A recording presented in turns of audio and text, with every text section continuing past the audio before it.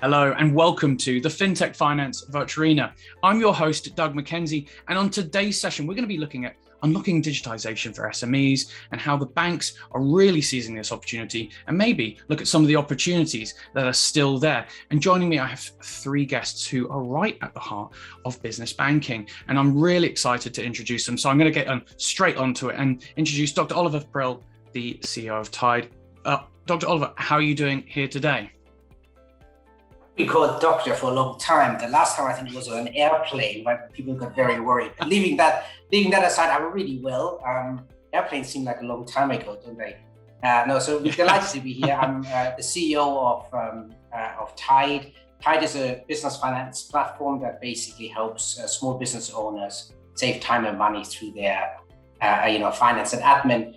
We're about very close to 400,000 members, so UK businesses helping, doing their finance and admin through us. So very excited about this topic and look very much forward to the discussions. Well, we're honoured to have you on, so thank you so much. I'll call you Oliver henceforth if that's okay with you. If that's absolutely, I've been called that for a long time. Amazing. Well, thank you so much, Oliver. And also joining us is Metro Bank's Kat Robinson. Kat, how are you doing? I'm really well, thank you, Doug. Thanks for having me. It's our pleasure. Kat, for our audience who might not be aware, could you tell us a bit more about your role at Metro Bank, please? Sure. So I'm Customer Experience Director here at Metro Bank, and Metro Bank was, for those that are less aware of us, the first new high street bank for over 200 years when we were born back in 2010. We're still one of the UK's best challenger banks, and we've got just over 1.2 million customers. Incredible. And I always love seeing when I cycle through London, if there's a new branch opening and there's a big party, you certainly know about it. And it's, I always love seeing stuff like that, especially in finance. It's absolutely brilliant. So thank you so much for joining us here today. And also we've got Adi Engel from Vcita. Adi, thank you also for joining us here today. How are you doing? I'm great, and I'm very grateful to be here. Thank you for having us. Thank you so much. And also, Adi, for our audience who might not be aware, could you tell us a bit more about Vcita and also your role there, please? Yeah, well, I'm the CMO at Vcita. I'm also the person who manages our interactions with the financial sector. And we live in the beyond banking space. So I'm possibly personally the least educated person in the room about banking. I think I'd probably take that. Please don't ask me anything about financial management in itself, but what we do is that we're engaging with small businesses for the last 11 and something years now in helping them manage their time, their clients, and their relationship with money. Not so much the business owner's personal relationship with money, but rather the relationship between trading your time and your skill set with getting paid for it, which is the core of 90% of small business owners who are service providers. Yeah. And we're a global company. As everyone was flashing numbers here, I will say we have about 1.5 million registered users on our platform. Absolutely incredible. And Adi, thank you so much for that. And I'm really excited to get that perspective on this conversation, because I think it's really going to shine a light on parts that maybe we might not think about. So thank you so much for joining us here today. Well, I guess to kick things off, Oliver, I think you're right at the heart of this. So I'm going to come straight to you with this. What was the state of banking for small, medium enterprises or SMEs before COVID-19? I don't want to bring it up too much, but I think we've got to lay that groundwork first. Yeah, I think, COVID, I'm sure we're going to talk about, has been quite a sea change. Although when you look at it, from a bigger perspective, it's really been around accelerating trends, right? So what we saw before COVID is gradual increase in digitization. So, from a Tide perspective, we saw starting off with more digitally savvy businesses, then going into pre-COVID into, let's say the middle-aged, if you want, more established businesses. And then really what COVID did is they sort of, in many ways, two further sort of dimensions sort of jumped the hurdle. One was cash-rich businesses. So there were a lot of businesses that in the past used the high street bank because, honestly, depositing cash next door was a great proposition. In COVID, I think many of us didn't use cash, and maybe those that did, that going into a bank may not have been the wisest thing while the virus was around. So that sort of caused, a further push in digitization. And then also with that, I think the general advent of e-commerce and general sort of acceleration of digitization caused, let's say, more mature business owners, so 50s, 60s, 70s, really going digital and then saying, well, why don't I get a current account, right? And so we really saw, in my mind, a sort of 3 to 4 year acceleration of digitization, and that's probably going to be the longest sort of lasting trend. There were lots of other things around, financing and so on that we may want to speak about, but that I would call out as the big one, a big step forward and a huge acceleration. Yeah, it's not often you hear in finance something jumping 3 or 4 years ahead in a couple of months, is it? That really is a change. And with that in mind, then, Kat, if we've noticed that 3 to 4 year change in a couple of months, what stands out to you as being the biggest change when it comes to that changing role of SME banking? I think I agree with everything Oliver's just said. I think my build on that would be, I think pre-COVID, small businesses were kind of feeling really let down by their banks, actually. So I think, has been a problem for years that banks have traditionally kind of neglected small businesses and their needs and some of the things they want from a bank. And I think running a small business is incredibly hard. And perhaps I'm running a small business because I want to be a hairdresser or a carpenter or an accountant or what have you. And maybe I look to my bank to help me manage my business and manage my money. And there were lots of things I think that people were looking for their banks to do that they weren't. And I think then in terms of what's changed, so I agree with the point about the move to digital, absolutely. I think through COVID, a couple of things have happened for small businesses. So there's some real green shoots. So, we've all read the stats about the number of small businesses that actually were started during COVID, people who were made redundant or had more time on their hands. Yeah. And use that time to start a business. Fabulous. But I think there's also lots of businesses who are still struggling actually and need kind of tailored help and support. As some of the government schemes have stepped back, we're certainly seeing that. And I think they're absolutely a role for digital, but I also think human relationships and people value people, and kind of putting our arms around some of those businesses to help them get back on their feet is also really important. Yeah. Now, with that in mind, then, Adi, if I could come to you and ask, really, we've heard two really interesting parallels there, and you've got to have that human element, you've got to have that digital element, but it seems like the industry is moving in the right direction. Can I get your perspective for the SMEs? What were some of the biggest bugbears, or sorry for the idiom, the issues that they had pre-COVID-19, and do you think some of them have been tackled? And would it be fair to say, I'm going to throw in another question, would you say that cash flow was the ultimate issue there? Well, very hard to say that, things that are not related to cash flow, if that makes sense. Because yes, when we're looking at small businesses, you can tie everything to cash flow. Is it about how am I better utilizing my time to service more clients, and how am I chasing them for their payments? How am I creating a financial buffer for myself? How am I reporting on all of this? And I think a lot of the solutions, the digital solutions that are evolving, are around having that 360 view of your cash flow, and putting it in the context of your business, not just, let me go into my account, check my balance, then let me go into my accounting system, check what's due, then let me go to my potential lender and let them know that this is my balance and that's what I'm due. So possibly I have an opportunity here to get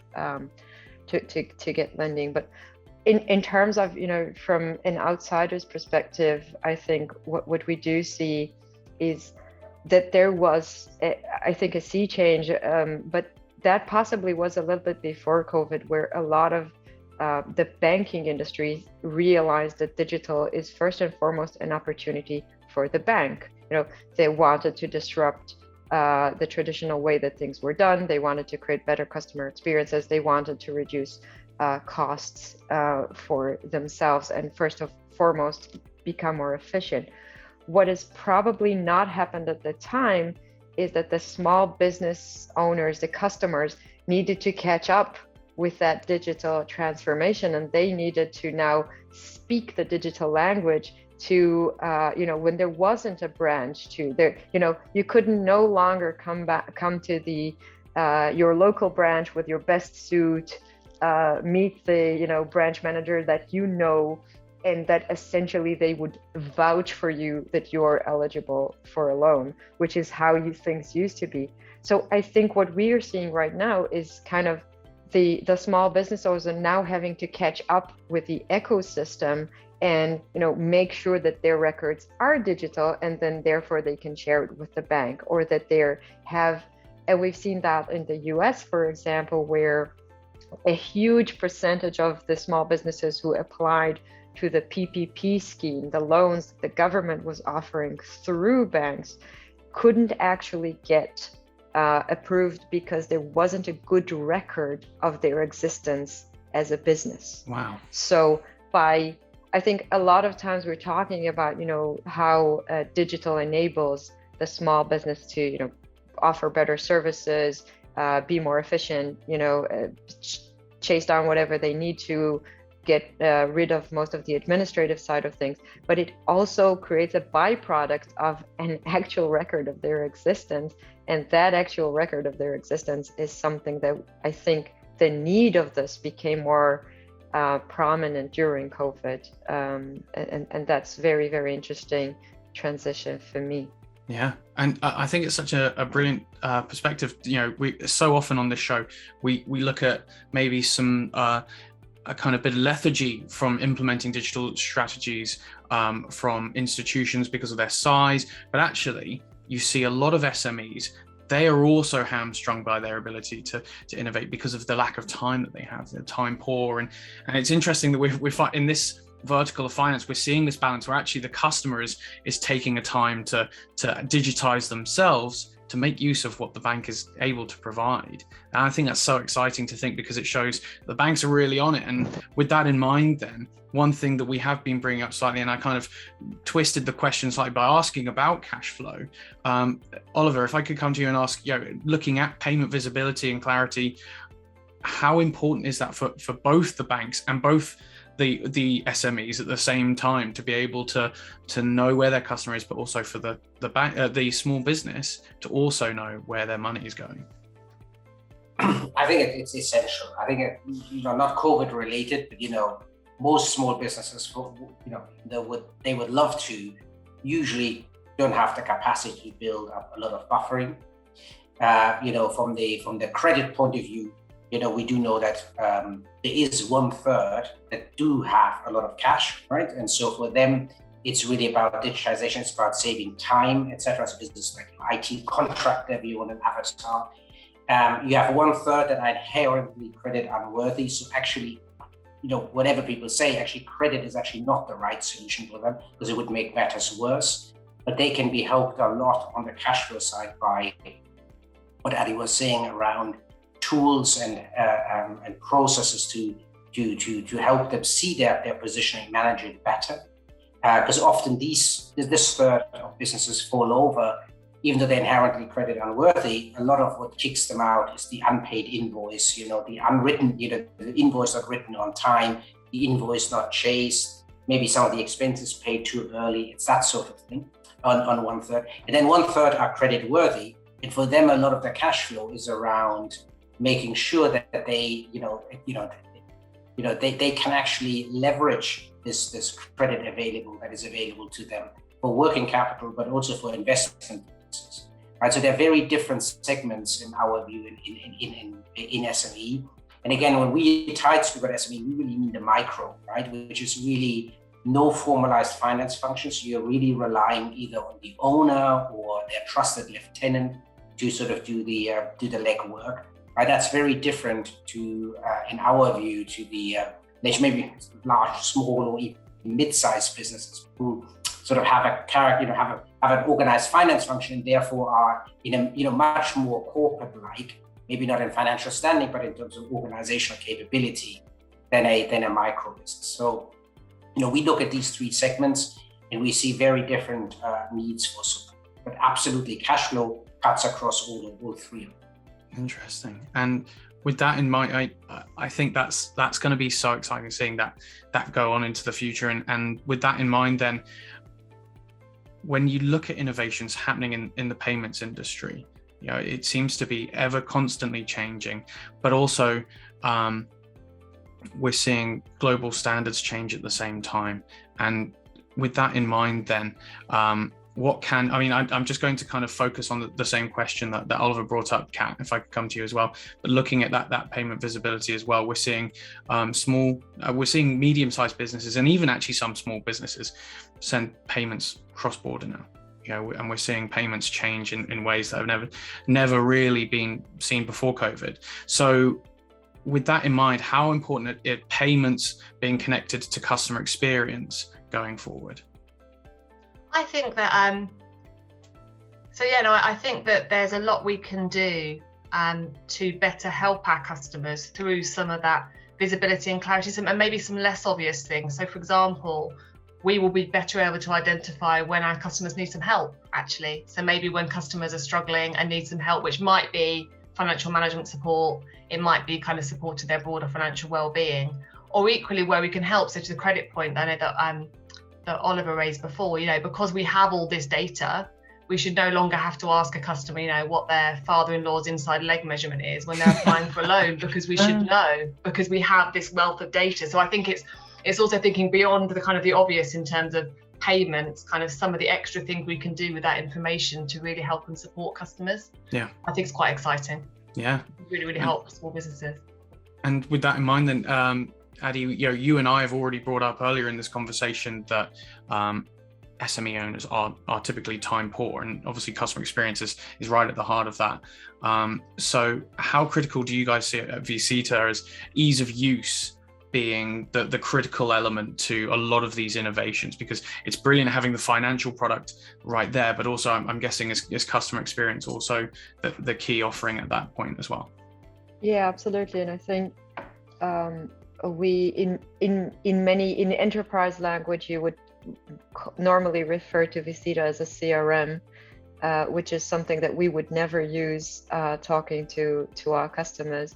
But if you think about the traditional CRM and how does it serve an enterprise, it's about creating these constructs where there is this opportunity, it's now delivered from the sales department into the legal department, and then it goes to the billing department, and then there are this many billing events that have to be set up. When we're looking at a small business, we have to understand that they are doing all of this, but within a few seconds or a snap judgment. Sometimes I was once asked whether our product has a lead scoring mechanism into it, and I said yes, normally it would be that business owner picking up the phone, listening to the voice of the person on the other side and saying, okay, yes, I can serve this person, I'm free on Wednesday. So that's we're condensing a lot of decision making, a lot of different business models as well into a very small app. Last time we counted, we had upwards of 200 individual features that we needed to deliver to a small business owner packaged in a mobile app. So yes, it's absolutely a huge customer experience challenge. But what I do feel is that once you drive those experiences based on value, and that is the key. And I often say, we hear a lot of people saying digitalization has a high entry point, and a lot of potentially people who are less digitally savvy or technically savvy won't get it. And I always say, but you wait till you see my now late, unfortunately, grandparents using WhatsApp. So as soon as they realized that WhatsApp is their way of engaging with their grandchildren, suddenly there was a clear value into this whole thing, and they were very happy to engage with it. So possibly from a customer experience perspective, are we asking them to do a lot of stuff, set up a lot of different tools, upload a lot of data into it before we are actually telling them why? Or is there a very clear onboarding where we say, okay, this is where you're going to have a list of all of your clients. As you are offering them services, this is how you're going to ask for a payment, and therefore that direct link has direct value to them. And I think absolutely, it's still very difficult. We have to, work on our screens all the time, but at the same time, a lot of people are happy to engage with such apps and such UX because they understand that there's, their ability to get paid, or their life balance, work-life balance, their sleeping hours at the end of the day. If they've achieved any new free time at the end of the day, then that's worth it to them. And so that's what should drive the customer experience as well. Yeah. It's such an important thing, and to use that kind of time that, as you said, sleeping time is going to be so important for all these organizations. And it's an amazing thing to think that, we've gotten to the point of digitization where we can think about that. How can you act on time where you're not even active? Now, Kat, one thing that comes to mind when I think of customer experience is always Metro Bank. You guys have a very customer forward organization. So how do you guys at Metro Bank look to improve financial well-being for these businesses that we've been discussing? So I think it's definitely, so I agree with the point about time. So I think there's absolutely a point about improving customer experience so that we can make life easier for our customers and kind of take that burden away from small businesses and take it on ourselves. So make it easier to do your banking, kind of manage your business. But I also think, as I kind of mentioned earlier on, I think there's something around how we succeed together and support small businesses and support that financial well-being, be that through, budgeting tools and support we can provide, be it through connecting them to other businesses like them, providing kind of support and events, in our stores and virtually through partnerships we have, etc. I think there's something about supporting small businesses in the round that moves beyond just saving them time. Definitely. Yeah, and there's so much to cover because SMEs do filter into pretty much every vertical. So there's so many various different issues that might be at play.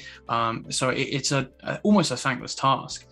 Now, Oliver, as obviously being a very digital native organization, I imagine you're very much at the forefront of seeing new demands from quite tech savvy SME owners or creators. So while we're still on the subject of customer experience, what new demands are you seeing that you can give insights to our audience about the changing demands from SME owners when it comes to business banking? Yeah, so first of all, I'm not sure whether they're new, right? I think they're just getting more intense. I think in the end, whether it's around time or convenience, intuitiveness, I think it's these sorts of things. I think the fundamental thesis we have at Tide, and we do see it coming through, but it may be self-fulfilling prophecy because these become our customers, right? Is really that the real thing why business banking is broken is that we believe actually business banking is the wrong definition. Let me explain what I mean with that.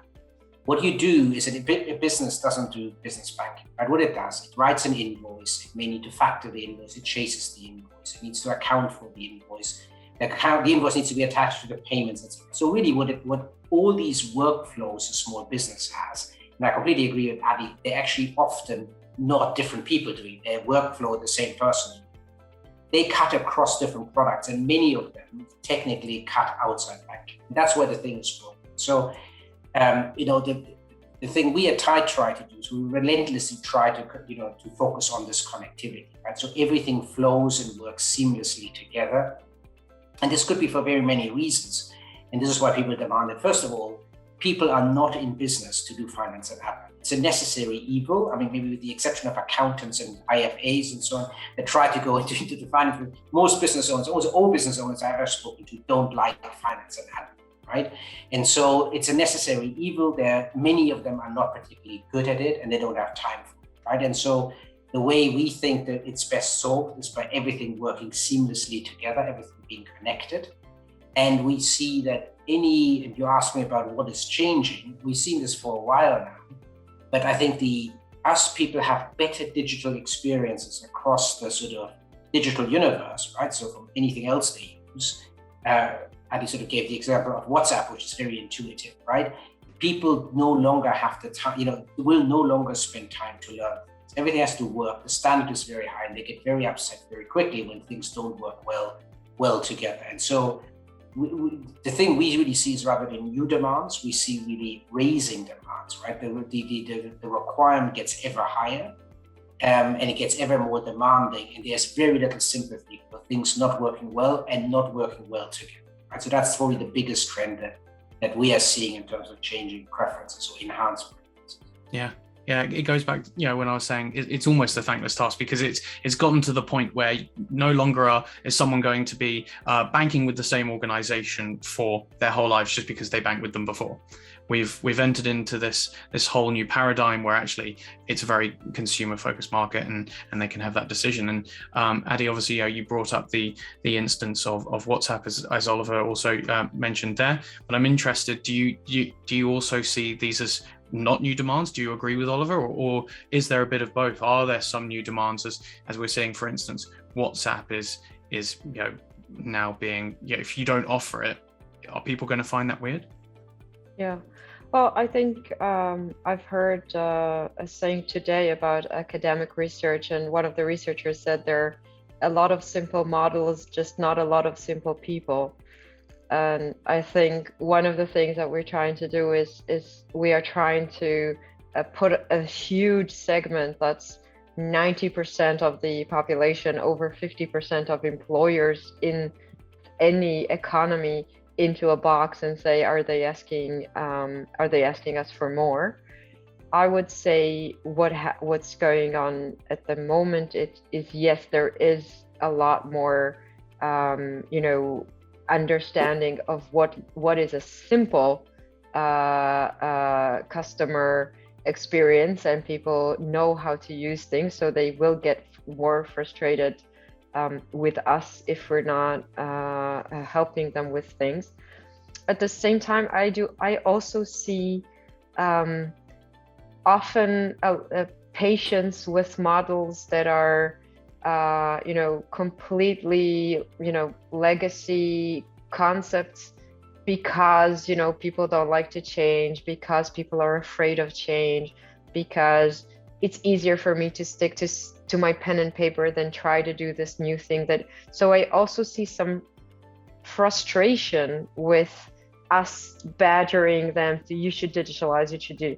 I think one of the things that we are about to see is a resurgence of the use of cash, for example, that was very appropriately and very rightly thrown out of the window as soon as the pandemic hit. But, at the same time, did people do this willingly? And are they now kind of even possibly nostalgically looking back at the fun days where they were sitting in, at the cash register and taking cash? So I think there is it's I guess tide comes to mind as a concept, but an ebb and flow of what people are looking for. When are they willing to take it from you? And are you more helping them than frustrating them at any given point? Hard to box that into a single kind of trend. Yeah, but definitely the ongoing trend is definitely going towards just give us a good solution. Stop bothering us with your competitiveness. Stop expecting us to compare all of you and find the different, unique properties to each of you. Can't you just work together and give us a good solution? I as a partner oriented organization, we see that all the time, where the expectation is that as an ecosystem, we will stop demanding more of their time by showing them all kinds of different solutions, but rather, give them a single unified voice. And that is something I think also creates some level of frustration from our potential customers. That's interesting. It's almost that, it goes back to that whole notion that, obviously if these business owners are time poor, they might not actually be fully aware of all the different products that they could access. But almost on the other end, why are some organizations offering some products and others nowhere near that same offering? That must be quite a minefield, especially if you don't have a lot of time to be shopping around with that. Now, Adi, you've kind of brought up my next question, and that was really going to be like, what is the future of SME banking going to look like? And Kat, I'm really interested, obviously, because Metro Bank, you've got such a brilliant, brick and mortar established base, and a customer can come and actually, especially if it's a big problem that they need to have, and operate in that new cash future, as Adi was mentioning. What does the future of SME banking look like? And do you agree with Adi? There's going to be that back to cash and have that face-to-face interaction. So I think some of the trends that we've seen over the last 18 months, I think will stick. To Oliver's point, maybe some will go back a little bit. So I think we're absolutely seeing more demand from customers for digital products and services, absolutely. But I think there are a chunk of customers who still value, human, seeing a person, and would like to come back and see us in person. Absolutely not all of them. And so I think the demand from customers, to Adi's point, actually born out of perhaps experience of other verticals. Well, I can do this with my telecom provider. Why can't I do it with you through digital channels? Absolutely. Yeah. I think maybe a slight move back to human, because people value people. Not sure on cash. I think, like I said, it will be interesting with a kind of payments ecosystem more broadly, kind of where that goes. I think we've definitely, with things like contactless limits going up and kind of other forms of payments becoming more mainstream, not sure whether, not convinced customers will go completely back to cash in the UK. But I think my other thought on that one, again, just on the previous point about demands and what that means from a customer experience perspective, is I think small businesses are increasingly kind of facing quite a lot of a regulatory burden actually of their own. So again, in the UK, things like making tax digital, that was postponed because of COVID. But I think there's lots of new things that small businesses are being asked to do from a government regulatory perspective, which means they will expect more of their banks, I think, quite rightly. So, I've got to do this thing called digital tax now. Help me, you are my bank, help me do that and make that easier for me. So I think probably plays to the make life easier, but I think, again, helping small businesses succeed, connecting small businesses with each other, and perhaps, digital, but with that human touch, for me, is definitely where I kind of see things going. But it's almost an alien thought, but it's like everyone should be having their own personal CFO, or at least any business of any size, their bank will be providing that role of looking after the finances, being like, you need to do the tax, we can help you with that, and that's going to be a really quite lovely future, I feel. And to me, that speaks a lot about fintech in general. It's enabling organizations that maybe never had access or the funds or the organization to a CFO, and then suddenly their bank can provide that role. And I think that's really exciting.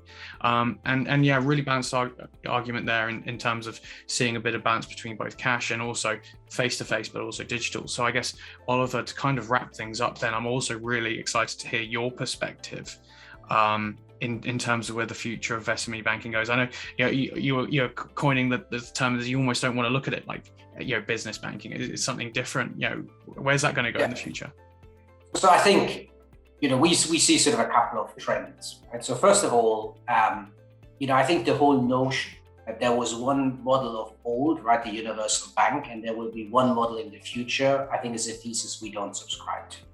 If you look outside banking, any healthy market has a variety of business models, right, that basically people can choose. Look at retail, right? Some of them are horizontal, some of them are vertical, some of them are digital, very, very high street oriented, etc. And I think, we certainly subscribe to the thesis that actually the best outcome for SMEs is that they can choose on a variety of different propositions, right? So, I wouldn't sit here and say that Tide model is something that works. By the way, just for the record, we subscribe to a limited degree to the personal touch. For example, we have, phone service. You can actually, with a higher grade of upgrades, can have a personal account manager. Well, we don't have branches, but I'm with Mr. Cat. I wouldn't sit here and say I don't see branches. So people are saying, by 2040, all the branches will be dead. I'm not sure. There may be a different form. Some of them may be shared, etc.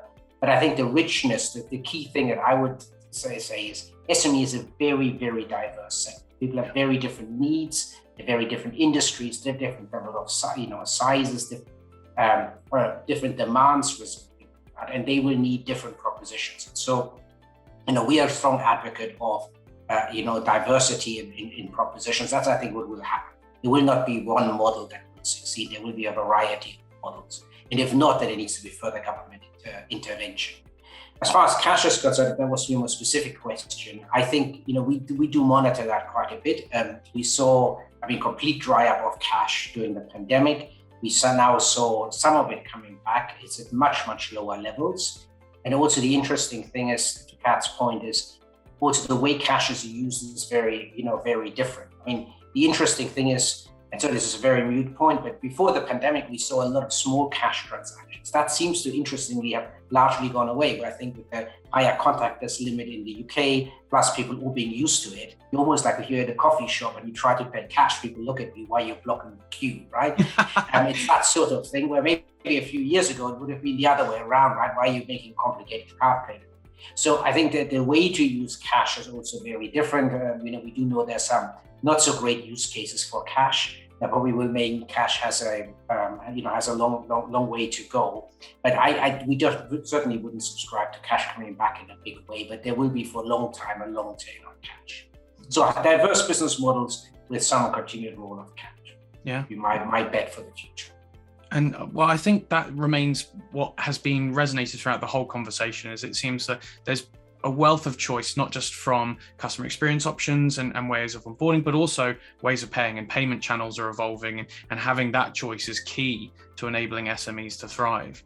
So I've got to say a massive thank you to all three of you, Kat, Adi, Oliver. It's been an absolute pleasure having you on. We actually have come to time.